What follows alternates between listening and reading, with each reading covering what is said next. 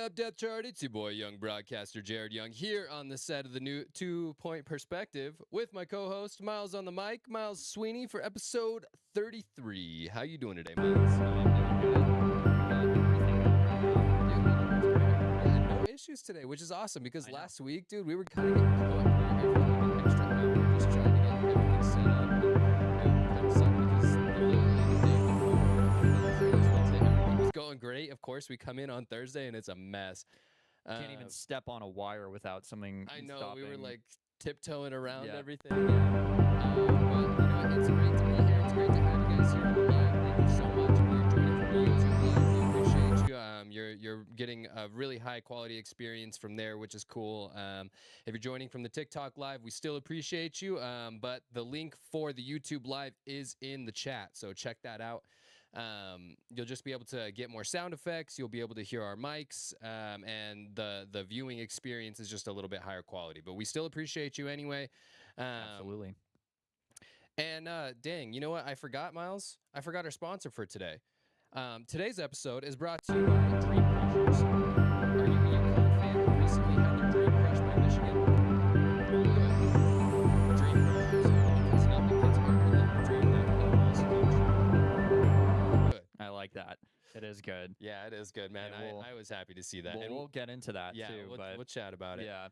But we got some big things coming up this week. Not just the episode itself, but we actually have the dual threat bet punishment. Our very first dual threat bet season 1 punishment is coming up on Sunday. Yeah. Yep, Sunday the this 12th. upcoming Sunday. The plan is to go live at 4:30, so please check that out. It should be an experience for some. Experience for everyone. I personally am not looking forward to it. Nor should you be. Yeah, That's if horrible. you guys don't know, the punishment for season 1, I am the loser, by the way. The punishment for season 1 is a beer mile, and I will be unfortunately partaking in this beer mile solo. We're not going to tell you where we're going to be doing it because, frankly, I don't want anybody else that doesn't need to be there. But you will get to see it live. And hopefully, if Miles is kind, he'll pan away when I am not feeling very good. I will do you the courtesy of doing that. I will appreciate that. And it'll hopefully be, do you want to share my locals? Do you want to share what we're Yeah, so we decided I was trying to find something as light as possible that I was going to be able to run with. I haven't run a mile in years. It's been a long time since I've like done like an official mile. And on top of that, I also can't drink like at all. Like I'm a terrible You drinker. haven't shotgunned a beer in a couple. Yeah, it's been a couple of years since I've shotgunned a beer as well. And I'm going to be doing 4 of them along with 4 loads. So It's a quad effect. but yeah, check it out. April 12th. Yeah, Sunday. April 12th, Sunday at 4:30, and we will be trying to put out some reminders for that. So please stay tuned for that.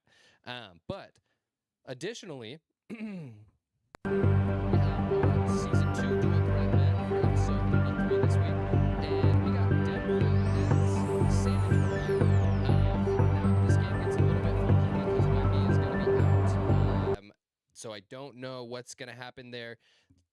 Last week, we talked about Denver and San Antonio, and I picked San Antonio, you picked Denver, and Denver won that game, but it was like a really high-scoring game. I mean, it was 134 to 132 Close final game score. in overtime. Yeah. Yeah, very good game. I don't expect with Wembanyama out, I don't expect this game to be as good, but it's still a dual threat bet game for this week.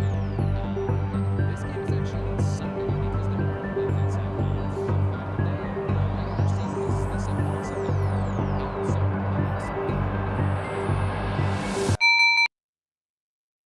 All right, I got the coin here. Thank you, Marla, for the rose.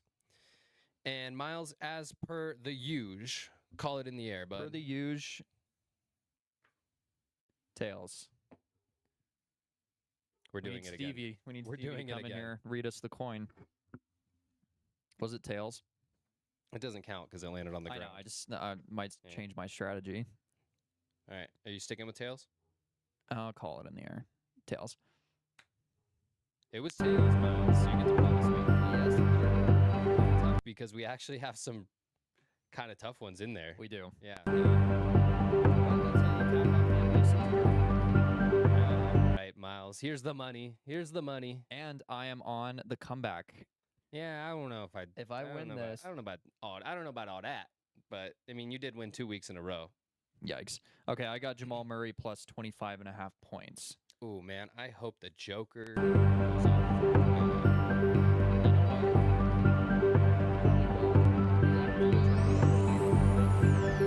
what? On that team right now. That's so no joke, man. It's no joke. The Joker is no joke. Joker's no joke, but Murray's no joke either.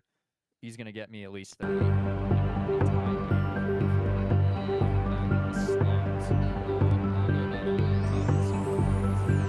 I don't know about all that, Miles, but I'm getting your hats ready for the punishment at the end of the season. So you better start practicing those free throws. Well,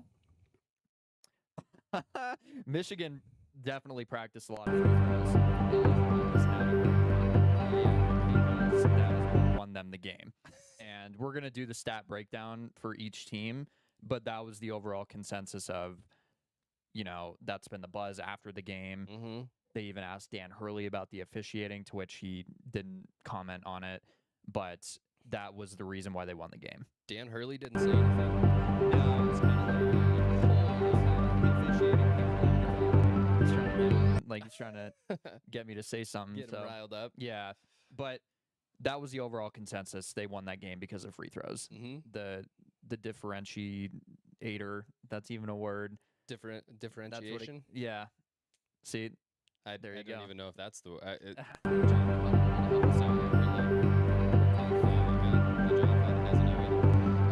Well, Miles, do you want me to go first, or You you can want go first, my Okay, man, yeah. all right. So UConn took down Michigan took down UConn, 1 seed against a 2 seed, 69 to 63 was the final score of that game. It was very defensive. Which that was what your prediction was that it was going to be a defensive game. That was going to be Michigan shot lights out against Arizona in the Final Four. But Michigan hit 20 consecutive free throws. They went 25 for 28. 20 free throws without a miss. That is impressive. It is. Yeah, that's pretty nuts. However, the reason why it was such a low-scoring game is because Michigan only hit 2 of 15 threes. Yeah. Yeah, they were horrible. Yeah, that was nuts. I mean, overall in the game, the shooting was just terrible. Oh, they both shot bad. Yeah. And I'll get into why, but like that's why they kept going inside. They kept getting fouled. That speaks to UConn's perimeter defense too. I think that says a lot there. But Michigan won on the back of Elliot Cadeau with 19 points. And Michigan is not projected to repeat though next season, and we'll kind of get into what some of those odds are towards the end of this segment. But Miles, I have something else I want to talk about, but I want to let you give some stats on UConn. Yeah, I mean, like we said, UConn didn't shoot that well either. They were 39%, 68, 9 of 33, 7%. And they only shot 16 free throws, to which they made 12, 75%. So you see that differentiation. And they also out-rebounded Michigan, too. If you look at these stats without the score, most people would think that UConn won the game. Yeah. They dominated on the offensive glass. They got the 1 and 2 offensive rebounds. Watching that in the first half was like just crazy because Michigan could not catch a break. They got more turnovers than assists. Only 9 assists as a team throughout that game. 11 turnovers. I think that says a lot too, though. But like we talked about, the biggest highlight on this game was the free throws because UConn committed 22 fouls. Brutal. So you're by far in the bonus Right. each half by a good margin Significant too. amount. Right. And like I said, Michigan, with how poor they were shooting, they definitely made that adjustment because I think at the end of the first half, they were 1 for 14. So they shot 1 to 2 more threes in the second half. They completely abandoned that game plan. They went inside, they were attacking, and that's how they got to the free throw line. They made the adjustment. They made the adjustment and it won them the game. 3 of the key contributors for UConn was Alex Caravan, 17 points, 11 rebounds. He got that double-double. Terrace Reed got 13 points and 14 rebounds, another double-double. And then Braylon Mullins, the ever so famous freshman who hit that crazy game winner. Right, against Duke. Yeah, correct. Helped push them to the national championship, got 11 points and 7 rebounds. And he didn't have the best shooting night either, 4 of 17 from the field and 3 from 10 from 3. So... Now, one thing I do want to discuss is Terrace Reed Jr. So Terrace Reed Jr. played for Michigan, and jumped at the wrong time. Yeah, and he jumped ship at the wrong time. So either UConn or Michigan has won the national championship 3 out of the last 4 years, and Terrace Reed Jr. transferred from Michigan to UConn only to lose the national championship to his former team. Yes. That's got to be heartbreaking. Oh, I'm sure and it is. That guy's an animal. He's going to have a great NBA career. But how heartbreaking is that, right? You jump ship just in time for your former team to win the Natty. And I wonder, like, what the implications of that were. Was UConn giving him more money? Right. Like, yeah, you know, what drove that decision? Exactly, because that's got to be a soul breaker looking back at that now. How much do you think he regrets it? I would say a lot. So yeah, kids, money is not the only, differentiation or ter. So okay, so let me ask you a question here, Miles. Would you? Are we okay? We're okay. Yeah. All right. Just a dribble. Just a little bit. Okay. Feels good on the leg. It's hot in this room, though. Yeah, it's toasty. These lights definitely heat up the room a little bit. But Miles, would you give up? Let's put it in perspective of the NIL here. Let's say $2 million. Would you give up $2 million to win the national championship? You have an NBA career ahead of you, regardless. If I have an established NBA career ahead of me, I probably would. Yeah. But like sitting here right now, I've never played basketball to that competitive level. So I'd be like, give me the money. Yeah. But if I know that I'm a highly touted prospect and my stock is very high and I'm very confident in my NBA future, yeah, I'd give up the money. Yeah. To win the Natty because it's a once in a lifetime